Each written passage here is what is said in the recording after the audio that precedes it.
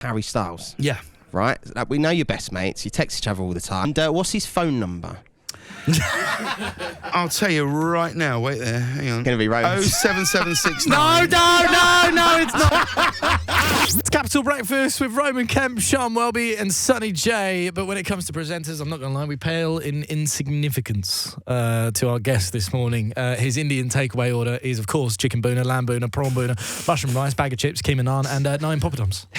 Most importantly, for the past 7 years, he has been the incredible host of the Late Late Show. It's the man himself, Mr. James Corden. Oh, lovely to see you. We watch every week. Well, I'm thrilled to see you face. show. It's been a while since I've seen you face to face. I know. We text. We do text. We text every now and then. You just laugh at the adverts that I do on Instagram. I never laugh. I never laugh. We're on a chat group where whenever Roman plugs anything on Instagram, he immediately gets killed by the whole chat group. Yeah. And I want to say, In your defence, you don't come in I always say, I'll never come between a man and his meal. No chance.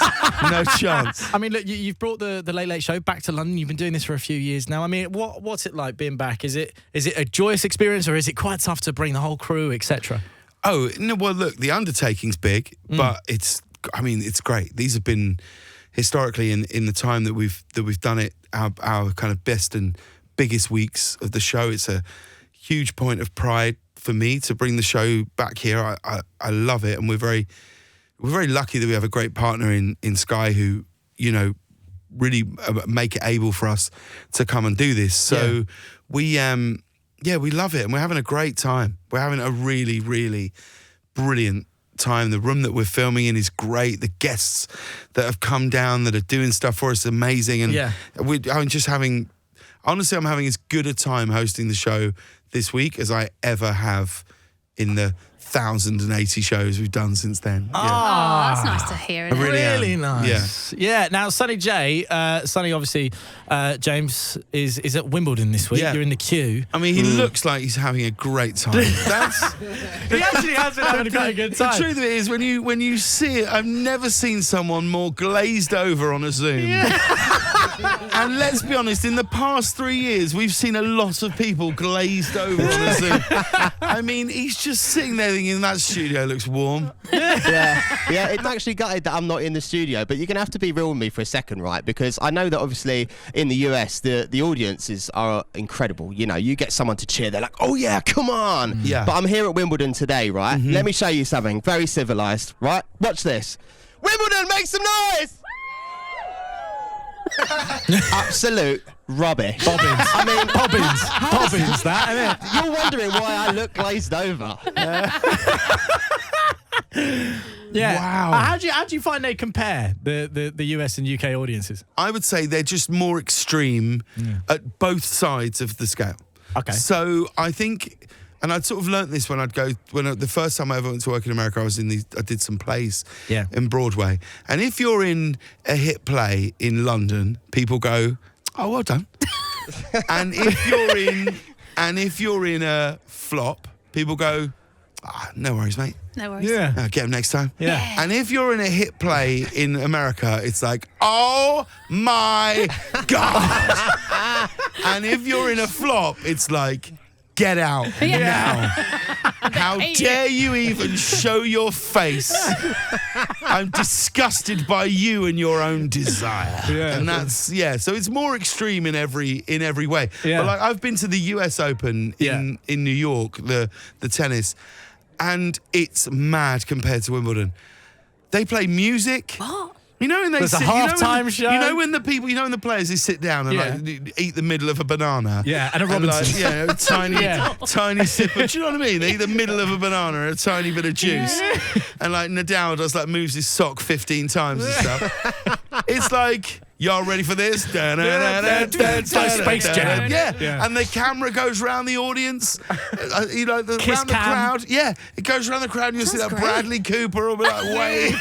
And it's like, this could not be more further removed from Wimbledon. There's sponsorship everywhere. You cannot move. I love that. It makes the breakfast show with Capital FM look unsponsored. Yeah, exactly.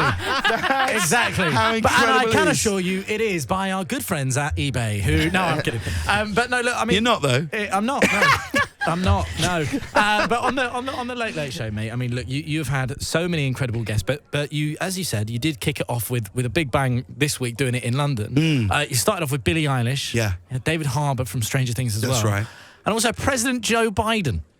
That's right. Yeah. Now, there must be moments, because I watched you did a very funny sketch with Joe Biden as well, where you go into the Oval Office in the White House and you're putting pictures up of Harry Styles in there and all that type of stuff.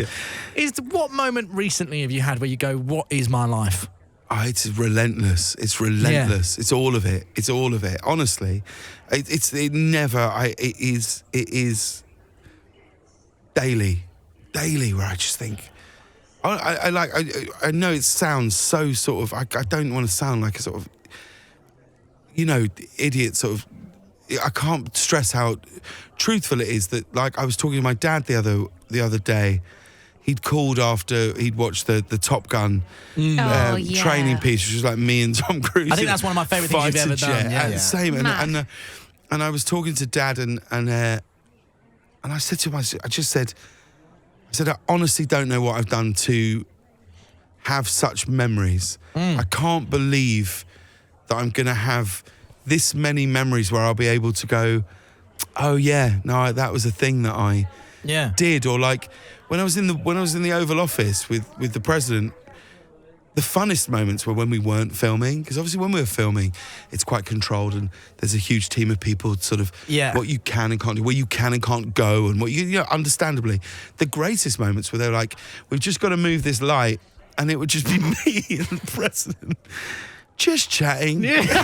What do you chat to him about? What can you chat to the president about? We were talking about kids and families, and he was asking a lot about how old my kids were and, being in America, and he was showing me photos. He had all these photos on this desk of, I'm saying this desk, it's probably a very famous desk that I should know the words of. It wasn't the main one. And he was saying, this, and he was just showing me pictures of his kids, and he was full of like empathy and compassion, and you just think, oh man. Did you see the red button? Nuts. No, but he does have a button where he can get an ice cream whenever he wants. No way. True story. Really? He has a button where he gets ice cream whenever he wants. Yeah. Oh. Why don't we have that button? Oh, that'd be so That's good. amazing. You don't need one, because you know where you can find ice cream? Go on, you tell me. eBay. Yeah. Get yourself a second-hand ice cream. Guys, I'm crushing these. I am crushing these paper Yes, So you really good. are. You really are. Mate, tonight as well, your guests, right? Yes. You've got Vin Diesel, Maisie Peters, and Ed Sheeran. Yeah. Now, the person that stands out here for me is Vin Diesel. Yeah. Right? Vin Diesel, where do you take Vinny on a UK date? Shall I tell you the truth? Yeah, go Yeah. on. This is ridiculous. Go on. Neither Vin Diesel nor Ed Sheeran have anything to promote. Right? They are Great. honestly just coming for A laugh. Bands. fun. Yeah. And there's no way of saying this without sounding stupid. I sent Vin Diesel a text and I said, Vin, Vin! Yeah. true story. I said, Vin, I'm bringing my show to London. He's here shooting 2 Fast and Furious movies back to back. And I said, Vin, I'm coming to London. It's the last time I'm ever going to do this. It's a huge sense of pride for me. Is there any way you could come down this week? He said, I can shift some stuff around on Wednesday. I said, great. And then all I did, he said, I'll get back to you. All I did then was send him 5 Vin Diesel gifts. Of course. Good. Just things like, they just said things like, you're my ride or die. We're not friends, we're family. There's a great one of Vin just doing this with his arms. Yeah, just dancing. And sent, all these things, and like, bless him. It's amazing. Same with Ed. Like, Ed has a newborn baby. Yeah. He just played 6 sold-out nights at Wembley Stadium. And he's just like, yeah, I'll come down. It'll be fun. So it blows my mind that these people are going to come down, and I don't know where we're going to end up with Vin. We'll find out. Weatherspoons. You and Vin Nando's. in a Weatherspoons. We'll hit the spoons. Yeah. We'll spoon it. Yeah. I'll spoon it with Vin. I'd love to see it. I'd love to see Vin I'll hit Diesel the in spoons. spoons. I'll hit the spoons. Maybe we'll take it a show. Yes. He's I go see "Wait." Legally Blonde in Regent's Park, and then nothing would make me happier. I'm not even joking. Yeah, his mind will be blown. You will order it on the app, and then it comes to you. Okay, Correct. I see. Yeah, exactly. Yeah. James, it's lovely to have you back in the UK. It's lovely to be here. Do you have like certain places that you have to come? Because obviously you part live in LA and then you come over here. Do you have a favourite pub that you have to visit? I do. Where is that? I'm not going to tell you. Everybody will flood there. Is it an old they man's won't pub? flood there. They won't flood there because of me. Not in any chance. I just don't want it to be overrun with people. I do pubs like based that on a it's- brown scale, like how brown it is. If it's like that pale brown, you know it's a good pub because it's been used for a long time. Well, this particular pub I was sat in last night with a few friends, and it was exceptional. It's exceptional. It's in North London. Okay, giving us And a few it's an details. absolute beauty. Yeah. So I do like going there. Pool table, No. dartboard, No. any sort of karaoke. Mainly based around booze, I'm not going to lie. As any good pub should be. I don't really look at the pub as a sort of sports day. I do. Weirdly, I do. No, there's actually, now you mention it, there's none of that. It's just, I'll tell you why it's great. It's just quiet. Nice quiet It's just pub. quiet. And it's not one of the ones that lots of people go to. So we go there. My favourite thing to do when I come back, honestly, is just walk around. Yeah. Like, that's the thing that I miss the most being in LA. It's like you can sort of happen upon nothing. Everything is like destination fun. Whereas here you can just sort of go out and go, well, I don't know what the day's going to be, but I'm just going to go for a walk and it'll tell me. Yeah. You know, so walking through the parks, looking at the architecture, every time I come back, it's like I fall in love with this city again. And I feel like I took it for granted for so many years that I'd even at points supposed to be, you know. Yeah. Now, anything that I would like, I'm like, it's amazing. Yeah. And I'm sure, like, nice to fit in, you know, trips to the seaside, Barry Island, maybe. There's no plans to head there right now. There's no plan to head No. to Barry Oh, Island. there you go. Oh, Is that Well done, Sean. Look at that sneaky journalism. I tried so hard. It's a real roundabout way of asking that, Sean. Yeah. Incredible. I did my best, No, guys. incredible. James, I hate to do this to you, right? But No, as you soon as- don't. No, I don't at all. As soon as we mentioned yesterday that you were on the show, we obviously had so many texts, right? And there was two things that we did have texts about, and I think this is why Sean was trying to ask about Barry Island, because it was Gavin and Stacey firstly, but then after that, it was of course Harry Styles. Yeah. Right? Like, we know you're best mates. You text each other all the time. This is what people actually wanted to know. What does he smell like? Summer in a bowl. In a bowl or In a bottle? bowl. In a bowl. It does. Okay. Summer in a bowl. In a bowl. Okay, Potpourri. fine. You ever had potpourri? Yeah. Okay. Yeah, I like nice. that. It smells good from IKEA, that one. Is he taller in person? He's annoyingly tall, actually. Is he? Is he tall? Annoyingly tall, because you see him as being sort of slight, Yeah. but he's not. I mean, look, he's not swole like Kemp. He's not. I mean, I'm blown away by this. I'm blown away the transformation here. I'm absolutely blown away by it. I walked in, I thought he was carrying 2 imaginary carpets. It was unbelievable. I've never seen a transformation like it. But no, he is taller than you think, yeah. Okay, and what's his phone number? I'll tell you right now. Wait there, hang on. We know the 07 part. Hang on. Just carry on after that. I will. Wait there. Hang on, I'll tell you right now. Hang on. I'll give it to you right now. It is Oh, it's going to be Roman. 07769. No, it's not.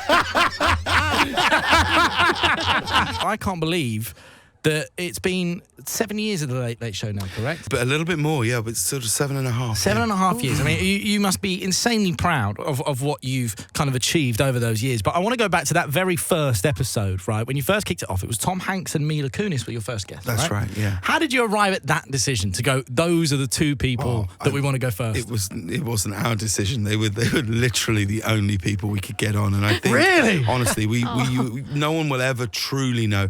You know, I don't think I will ever truly know how hard it was to book guests on the show at the start. Our booker on the show is a wonderful lady called Sheila Rogers, who used to book David Letterman's show for about 20 years. Wow. And I think she had a relationship with Tom Hanks and a relationship with his PR. And I think she actually just said, look, will you just come and do a favour for us? And I think Tom Hanks, he'd seen me in a play called The History Boys, and his company had produced a film that I'd done a bit in called Starter for 10. So there was some vague sort of knowledge of who you are. us. Yeah, so he was like, yeah, I'll come and do it. Oh. And Mila Kunis, I think then as soon as Tom Hanks was confirmed, it's much easier to get your second person to come and be on. And yeah, that first episode of that show, there's no other way to look at it. Absolutely changed.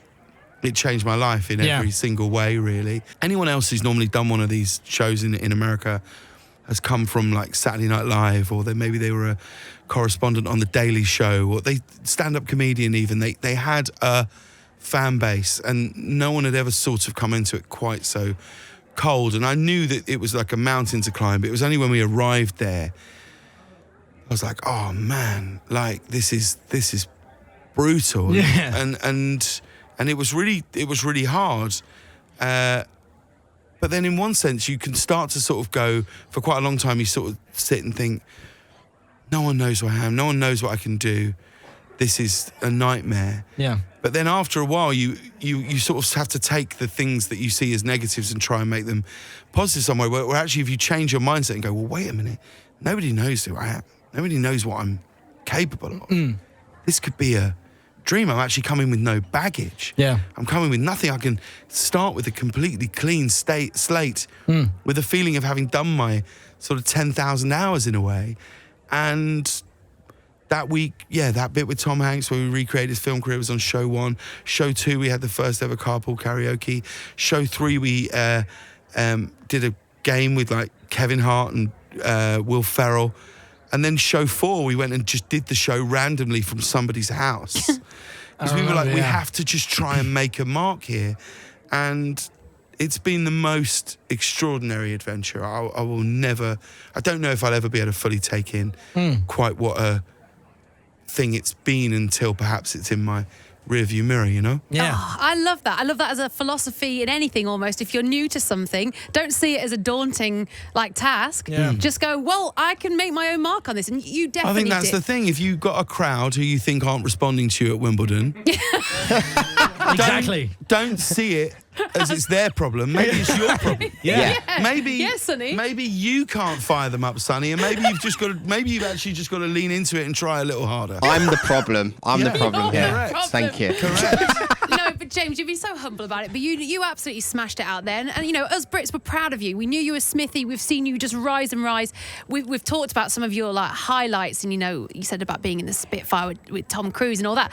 What are some of the lowest moments, as in the worst, cringy, or you know, you've had to eat a lot of gross things on your show? Any worst moments? Oh, there's too many. Too many. The best thing about this show, I don't know if you feel this with this show, like the best and worst thing about it is there's another one tomorrow. Yes. Yes. So always. you do something that's bad and you're like, all right, we'll get them tomorrow. You know? Arguably, it's harder when you do a really great show and then you're like, I'll do that again tomorrow. You know? So, because I'll quite often listen to this show if I'm driving home late at night at like 11 p.m. or whatever, if I've been somewhere. I've got this app on my phone, which may or may not be illegal, I don't know, where I can essentially listen to lots of UK radio stations. Cool. And sometimes I'll listen to this show. And I think that's the beauty of doing something every day is you start to just form a relationship with your audience where actually you can do something that doesn't work and you're like, and the audience kind of enjoy that more in a way. And so that's what we keep telling them. We'll take Boy, it. have we had a few of them. what was one I listened to? What was I listening to a while back? You were doing a bake-off. Oh, that was terrible That radio. was bad radio. That was bad radio. That was bad radio. that was my fault. That was my fault. Sorry, team. As radio Sorry, team. goes. That was poor. As radio, just from a listener's point of view. Oh, actually, I was going to keep my job here. From a listener's point of view, was it your idea to do it was, the bake? yeah. But then you bought a cake. Yeah. From a pretty much. shot? Yeah. Cheated. Yeah. You didn't even lean into the actual bake-off. No, that was the gag, but that didn't really translate No, either. well, it's hard on radio. Yeah, because you couldn't. Obviously, no visual. But we've had a aids. couple of wins, haven't we? Oh, we did, you've had some huge wins. oh, big game, dog or a person? That went well.